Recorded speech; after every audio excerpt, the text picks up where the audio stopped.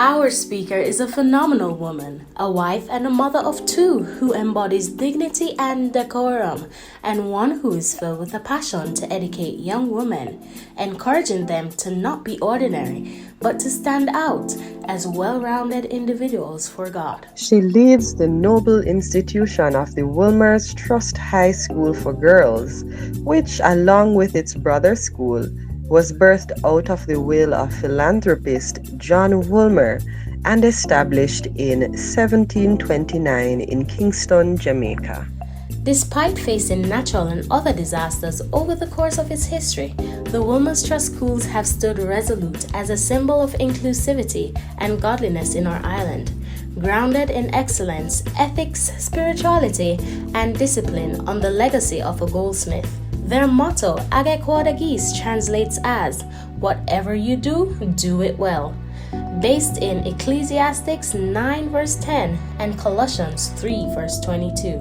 It is upon this rich legacy and foundation that Mrs. Colleen Montague, a past student of the Wilmer's Trust High School for Girls and the current principal, has stood grounded in the principles which were first inculcated in her and which she continues to pass on to the new generations. She has played a very instrumental role in the launch and continued growth of Passion and Purity since its inaugural conference at the Wilmer's Girls School in 2008 and has been a guest speaker at many of our conferences. She believes in programs geared towards the upliftment of youth and encourages her students to reach their maximum potential. Not only does she demonstrate the commitment to ensuring that her students receive the best educational opportunities, but she also sees personal development as just as important in influencing how one will eventually become a positive contributor to society. Highly involved, Mrs. Montague has served as Sunday School Superintendent of the New Apostolic Church, Portmore, Chairman of the Intersecondary School Association's Boys and Girls Championships, ISA, a member of the Association for Supervision and Curriculum Development, ASCD, and the Jamaica Association of Principals of Secondary Schools, JAPSS, as well as Director of the Pocket Rocket Foundation. It is with immense pleasure that Passion and Purity would like to welcome Mrs. Colleen and Donnette Montague.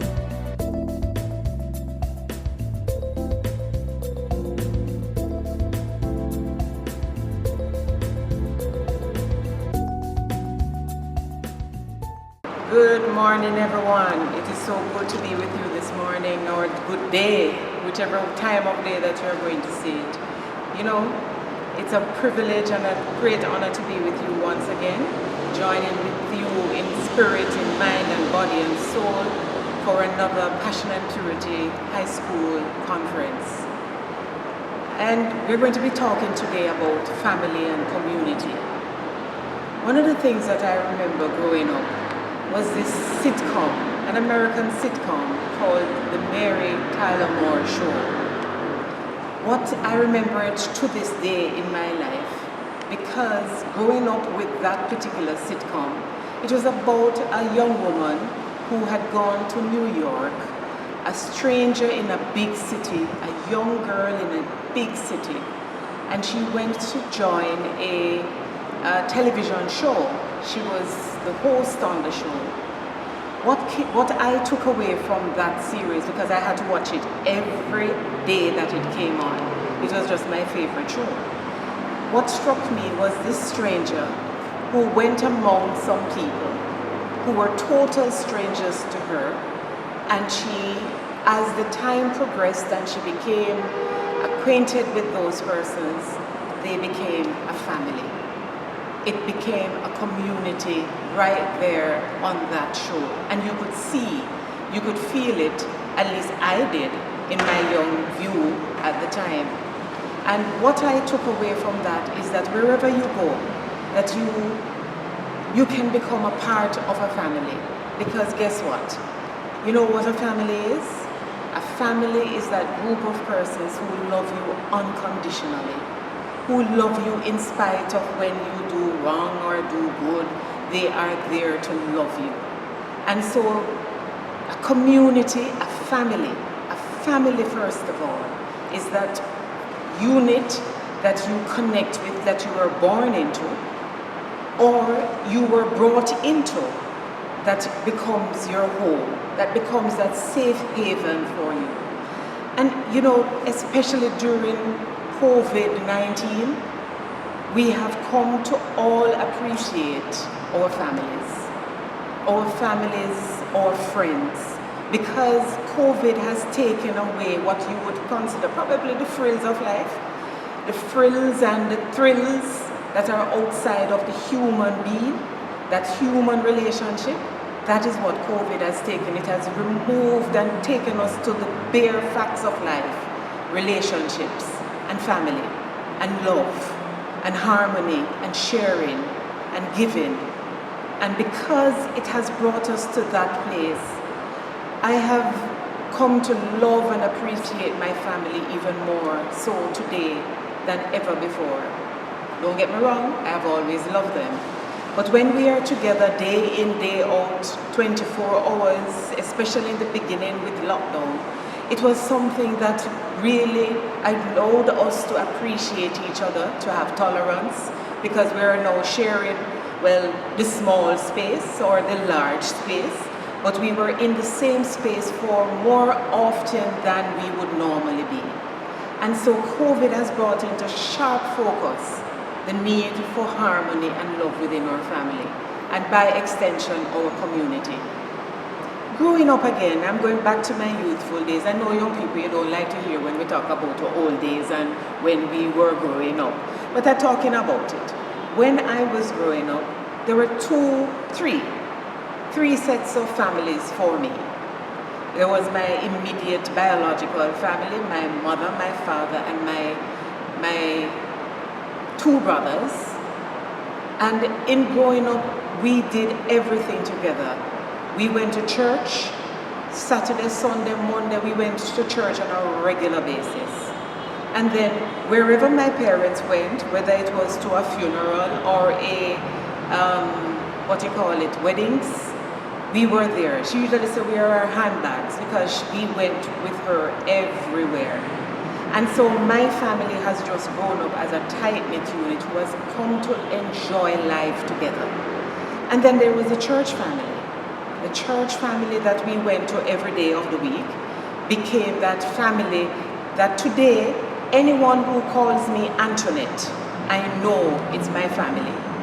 Because formally in my business environment, I'm Colleen, but within my family, I'm Antoinette. So anywhere I go and I hear somebody calling out Antoinette, I know it is a family and a good friend. So when I talk about my family, my church family, they know me from yay high, and they have been an integral part of my development. They have seen me grow, they have seen my own family, my children, and they have been the ones who have been supporting us, loving us unconditionally.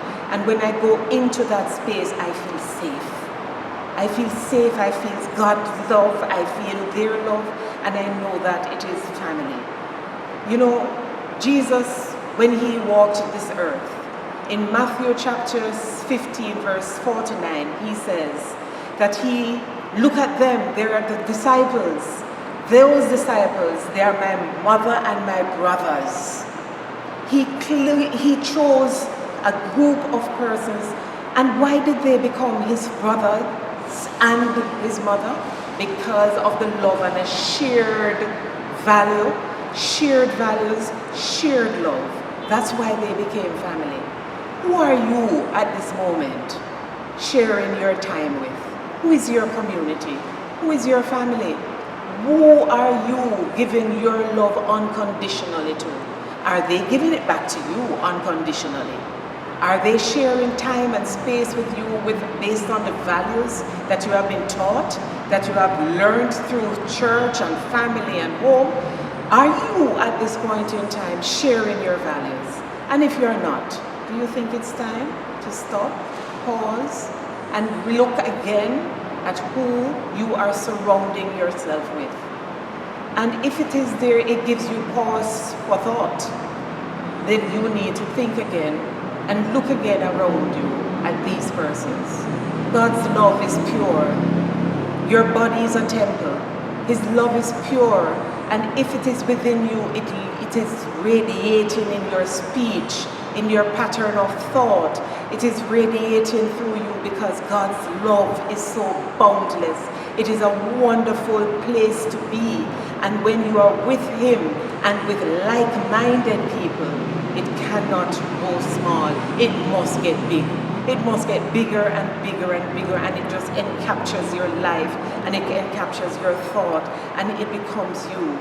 So your family, biological or environmental family, grow-up family or family you have grown into, love them. Other things may change, but we start and we end with family. Have you seen COVID where they're talking about people dying alone in the hospitals? And you are left without a family. But the hospital personnel became those people's family. In that moment when they needed love, when they needed care, they took care of them. And so there are other things may change, but we start and we end with our family. Our family is a circle of strength, founded on faith, joined in love and kept by God, together forever. That's what our family is. Living somewhere is where we go home. Having somewhere to go, we go home and we feel safe. It should be a haven, and I know that many, many homes and families are not what they are to be. But I'm saying, today, let us begin to build our families. Let us look at the strength in our homes. Having someone to love is a family. Having someone and having both a home and a family is a blessing from God. What is your family like? What is your home like today? How are you contributing to it? Are you standing on the side being a critic, or are you being in the middle of it and helping it to grow? So let us today begin to look at our home and our family, and in that chain of love around the world, that we begin to share our love within our families and within our communities. God is love. God is peace. Let God live through you in peace and love.